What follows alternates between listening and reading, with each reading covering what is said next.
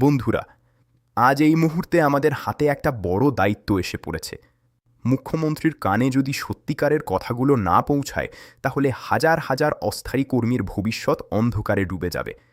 22শে June বাজেটের আগেই আমাদের সবাইকে এক হয়ে লড়াইটা তুলে ধরতে হবে। ভাই বোনেরা, আপনারা সবাই জানেন বছরের পর বছর ধরে কত মানুষ রাজ্যের বিভিন্ন দপ্তরে অস্থায়ীভাবে কাজ করে যাচ্ছেন। সকাল থেকে রাত পর্যন্ত খেটে যান, কিন্তু স্থায়ী চাকরির স্বপ্নটা এখনও অধরাই রয়ে গেছে। তাদের বেতন বাড়ানো, পেনশনের ব্যবস্থা করা আর স্থায়ীকরণের দাবি নিয়ে সংগ্রামী যৌথ মঞ্চ মুখ্যমন্ত্রীর দরবারে বার্তা পৌঁছে দিয়েছে।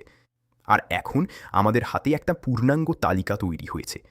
এই তালিকায় আছে প্রতিটি পোস্টের নাম, যেখানে হাজার হাজার কন্ট্রাকচুয়াল কর্মী দিনরাত খেটে চলেছেন। সরকার নিজেই এখন বিভিন্ন দপ্তর থেকে বিস্তারিত তথ্য চাইছে। কত বছর ধরে কাজ করছেন, কত টাকা বেতন পান, সময় মতো পান কিনা। আদালতও অস্থায়ী কর্মীদের স্থায়ীকরণ নিয়ে স্পষ্ট নির্দেশ দিচ্ছে। এই সব কিছু মিলিয়ে আমরা একটা সম্পূর্ণ ডেটাবেস তৈরি করেছি। এটা মুখ্যমন্ত্রীর কাছে পৌঁছানো খুব জরুরি, কারণ অনেক পোস্ট আছে যেগুলোর খবর হয়তো তিনি নিজেও পুরোপুরি জানেন না। আপনার একজনের কথাও যেন হারিয়ে না যায়, সেই জন্যই এই উদ্যোগ। ভিডিওটা শেষ পর্যন্ত দেখুন, তারপর বুঝতে পারবেন কেন এটাকে এতটা গুরুত্ব দিতে বলছি। কিছু খবর ভালো। নির্মল সাথী, নির্মল বন্ধুরা ইতিমধ্যে 200 টাকা পারিশ্রমিক বৃদ্ধি পেয়েছেন। ন্যাশনাল হেলথ মিশনের আওতায় কর্মীরাও সেপ্টেম্বর থেকে বর্ধিত বেতন পাবেন বলে আশ্বাস মিলেছে। কিন্তু বাকি অসংখ্য দপ্তরের কর্মীরা এখনও অপেক্ষায় আছেন। তাদের জন্যই এই লড়াই। আমরা চাই আদালতের নির্দেশ মেনে তাদের স্থায়ীকরণ, পেনশন আর যথাযথ বেতন বৃদ্ধি। এখন এক নজরে দেখে নেওয়া যাক কোন কোন পোস্টে এখনও হাজার হাজার কর্মী অস্থায়ী অবস্থায় কাজ করে যাচ্ছেন।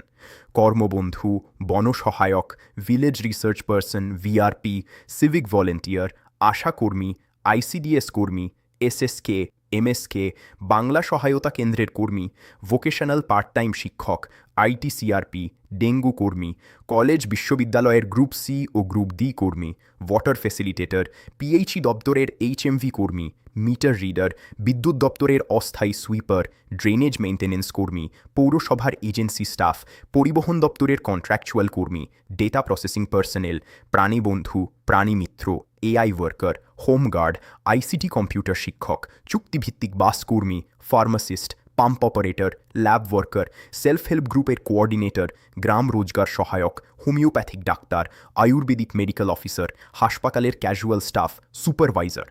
এইসব পোস্টের প্রত্যেকটা নাম আলাদা করে তুলে ধরা হয়েছে, যাতে সরকারের চোখে স্পষ্ট হয়।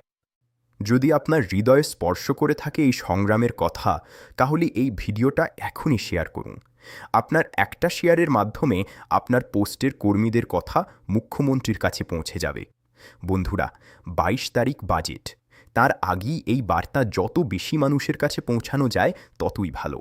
কারণ 10-15 বছর ধরে যারা নিয়মিত কাজ করে যাচ্ছেন, আদালতের নির্দেশ অনুযায়ী তাদের স্থায়ী করা সম্ভব।